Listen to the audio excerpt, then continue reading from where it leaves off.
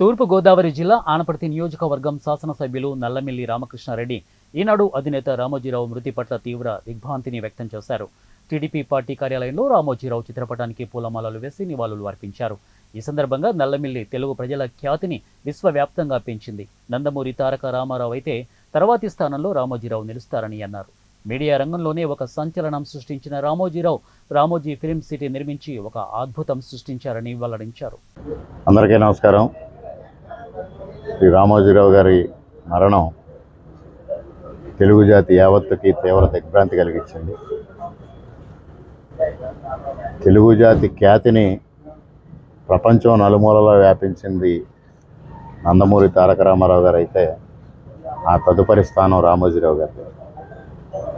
Media రంగంలో ఒక సంచలనం, అదేవిధంగా ఫిలిం సిటీ ద్వారా ఒక అత్యద్భుతమైన ఆవిష్కరణ, ప్రపంచానికి సంబంధించిన ఆవిష్కరణ తెలుగు నేలలో జరగడం అనేది మనందరం గర్వించాల్సిన అవసరం ఉంది.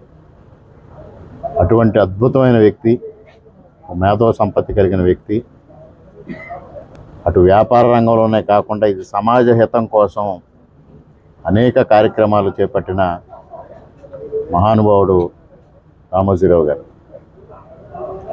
మీడియా రంగంలో సంచలనం సృష్టించి పద్మవిభూషణ్ అవార్డును కైవసం చేసుకున్న తొలి తెలుగు వ్యక్తి రామోజీరావు గారు. అటువంటి వ్యక్తి మరణించారనడం అనేది తెలుగు జాతి యావత్తు దిగ్భ్రాంతికి లోనైంది. ఆయన మరణం జీర్ణించుకోలేని విషయం. ఆయన ఎందరికో మార్గదర్శకంగా ఉన్నారు. ముఖ్యంగా మీడియా రంగాన్ని విలువలతో నడిపిన వ్యక్తి. మీడియా రంగంలో అత్యంత విశ్వసనీయత కలిగి, విలువలు కలిగి, ఒక నిబద్ధతతో మీడియా రంగంలో ముందుకెళ్ళిన వ్యక్తి రామోజీరావు గారు. అదేవిధంగా ఫిలిం సిటీ నిర్మాణం ద్వారా ప్రపంచం యావత్తు సినీ రంగం ఇక్కడికి వచ్చి సినిమా నిర్మాణాలు చేసుకునే దిశగా ఫిలిం నగరం చేయడం. కానీ ఆయన్ని దురదృష్టవశాత్తు రాజకీయాలు చొప్పించి అనేక ఇబ్బందులకు గురి చేసి ఆయనకి తీవ్రమైన మనోవేదన కలిగించడం కూడా చాలా దుర్మార్గమైన విషయం. ఆయన ఆత్మకు శాంతి చేకూరాలి. ఆ మహానుభావుని స్ఫూర్తి తెలుగు వారందరికీ ఉండాలి. అదేవిధంగా వారి కుటుంబ సభ్యులకు కానీ, మీడియా రంగంలో కానీ, ఈనాడు, ఈటీవీ, ఫిలిం నగరు, ఇవన్నిటి సిబ్బంది, రామోజీ సంస్థల సిబ్బంది